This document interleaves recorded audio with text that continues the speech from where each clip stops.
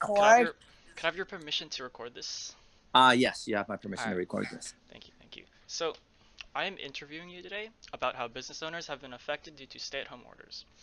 It is apparent that this order may have been affecting many across the country, and as you may know, there have been many businesses that have had to shut down due to the incurring debt they accumulated, which most of the time they weren't even at fault for. So to start this conversation off, let's introduce who you are, the type of business you run, and how long you've been running it. Yes, my name is Phu, last name Khuu, Khuu, and I'm the CEO of Bintang Badminton Corporation.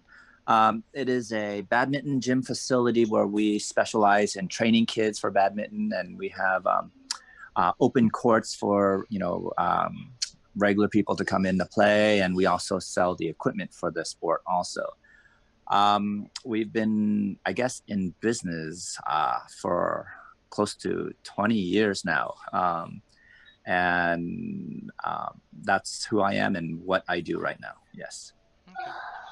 Okay. So how did Bintang make its steady income before the stay-at-home orders were issued? Before it was, basically pretty easy. It was we have classes where we teach kids how to play. We actually have competitive teams where we send players to like national tournaments, and then we actually have open gym where the normal people can just come in and just get some exercise and stress relief done playing badminton. And we also have a pro shop where we actually sell equipment. So those are like the three main prongs of our revenue. Okay. And are there multiple locations of Bintang? Yes, we have six locations in the Bay Area: South San Francisco, San Carlos, Sunnyvale, Campbell, Dublin, and Milpitas. All right. So going off of that question, which counties that some of those Bintang locations are in allow for Right. customers to enter and play badminton recreationally? Well, pre-COVID, all the counties actually allow it. During COVID, well, we have locations in three counties: Alameda, Santa Clara, and San Mateo County. Um, Currently, as of today, the 23rd of November, Santa Clara County and Alameda County are in the purple tier, which does not allow any open gym at all. So we do not have any adults going into play at all right now in our Santa Clara and Alameda County locations. San Mateo currently is not in the purple tier yet, and so we still have a few courts at I think 10% capacity going on today. So yeah, for now that's what it is right now. Okay. Um, so after the first stay-at-home order was issued on March 1st, how was your business initially affected? Um, well, business was obviously shut down. The first stay-at-home orders in March, basically, they locked down everything, so nothing was allowed to open in March. Um, so yeah, it affected us a lot because we still needed to pay rent at that point, and there was no steady income coming in to pay the rent. So we had to exhaust most of our savings just for the rent to go out.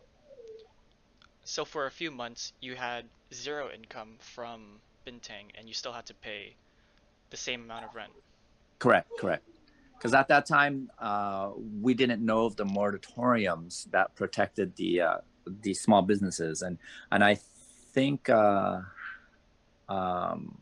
Clara may not had one back then. They do now, but back then they did not have one that protected the small business owners. So what we did do was actually reach out to some of the landlords, and some of them were nice enough to either abate a portion of the rent and or defer some of the rent. So we didn't have to pay in full, but there were some payments going out that which I guess costed us our savings at that point.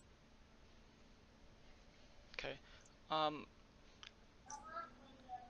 at around what date or around what month recently could you open the gym to reduce capacities to the public? Um, I am not sure exactly. I know in June, they allowed youth camps, and so that opened a portion of our business back up, they had strict guidelines, which was basically 12 students per coach, um, or per class, and only one class at a time in the facility. So it was helpful, but still not enough to make ends meet at all. And that was around June.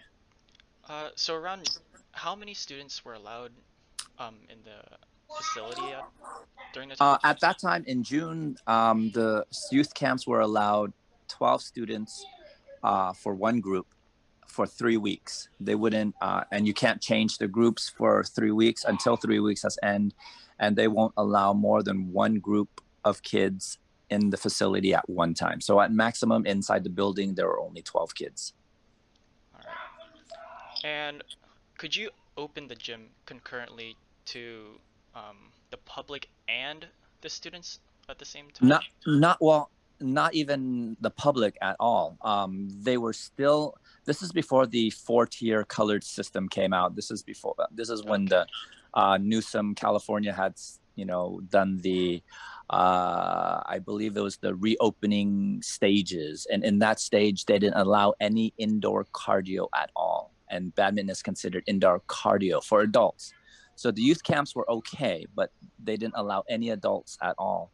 Not until recently. I'm not sure the exact date, but maybe like 3 weeks ago. Yeah, probably about 3 weeks ago, they were allowing indoor cardio, Okay. and that's when we could open. Yeah. So now Bintang's main source of income has shifted from selling pro shop gear, from hosting many customers for recreational play, and also many students to just a few students. Right, right. So basically, it dropped down dramatically. I mean, we're not even in making enough to cover the rent that we actually have to pay now.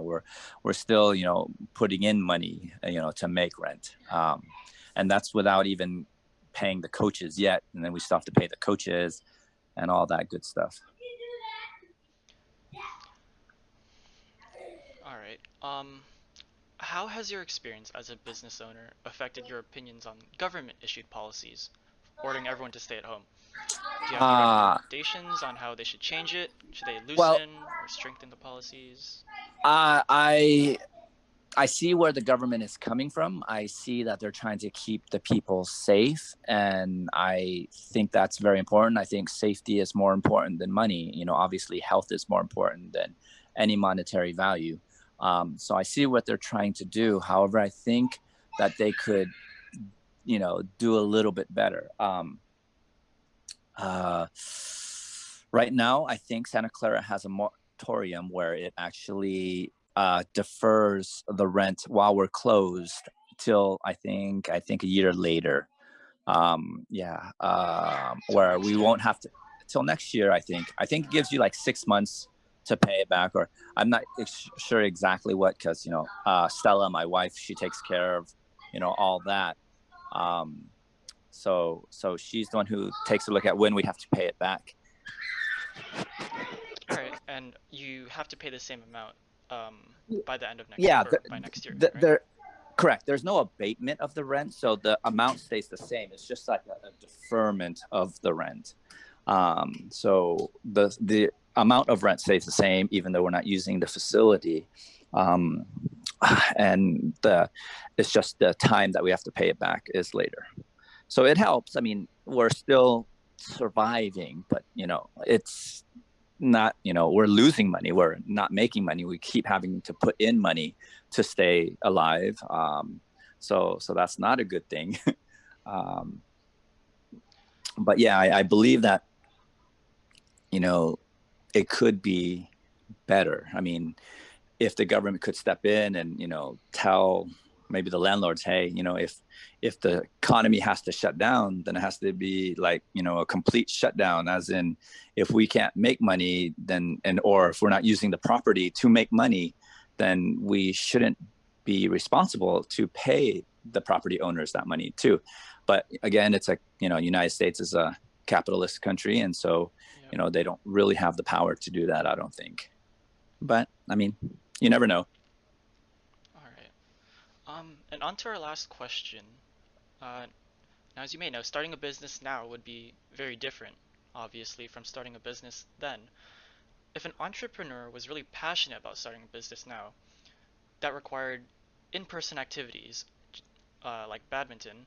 So an example would be 24-hour fitness, laser tag, indoor swimming, or dine-in restaurants. Do you think it would be able to survive? Well, I think they would, if they were to start one now, and I were to give them advice, I would say you need to just go to the landlord and say, "Hey, I want to start this, but look at the income level. So you need to either, let me have a really good deal on the rental rate in order to survive, or I can't, I won't start it." So can they survive? Well, that depends on the landlord and the rental lease agreement they come up with, right? It's all a negotiation. So it'll be very difficult for anyone to go in and just do market rate for a warehouse and try to survive because there's no customers. The government's not allowing any customers. There's people who want to play, but the government says no, you can't. So that is where it comes down to the bottom line, which is, can you make your overhead costs? Can you make the rent? Can you pay your employees? Can you pay your utilities? That's all overhead that a business has to incur, and all that depends on the negotiation of the lease. So, if someone were to start something now, I'm sure the landlord could see that they would have to reduce the rent dramatically until this pandemic is over in order for any business to start up right now. So can they survive? Yes, depending on the landlord. If the landlord says, nope, I want to charge normal market rate, pre-pandemic, doesn't matter if you have any students or not, or any customers or not, that's not my problem. This is the going rate, then no, they probably will not survive. Okay, okay. So it'll be especially harsh on the counties that have purple tier as well, right? Yeah, well, yes, definitely. The purple tier is the widespread, tier where it's like the most restrictive for Hmm. any business to open up. Yeah, and it's not just badminton. I mean, restaurants are closing. There's 24-hour fitness closed. Chuck E. Cheese closed. A lot of businesses out there are shutting down because they rely on the actual physical customers. Um, Yeah. so yeah. All right. That's all the questions that I have for today. Thank you again for having this interview, Oh, no problem at and all. yeah, I really hope that with time the situation gets better, and hopefully Binting will Yeah. Well, the company will grow. supposedly, I don't know if you've heard, but there's a vaccine from Pfizer that's like 90%, positive, as in working. But I also hear that to get the vaccine out to everybody is going to, take until about Marchish. So that's still quite some time away, 4 months away. So will we survive till then? Hopefully, but we're not sure. Depending on, again, on the government, will they allow us to have customers or not? I guess that really depends on will the virus escalate again, or will it just subside? Or we have all the protocols and procedures in place, social distancing, people are wearing masks, we take temperatures when they come in, we ask them questions. So everything's in place to keep everyone safe, but you never know. One person may have it and then just come in and spread it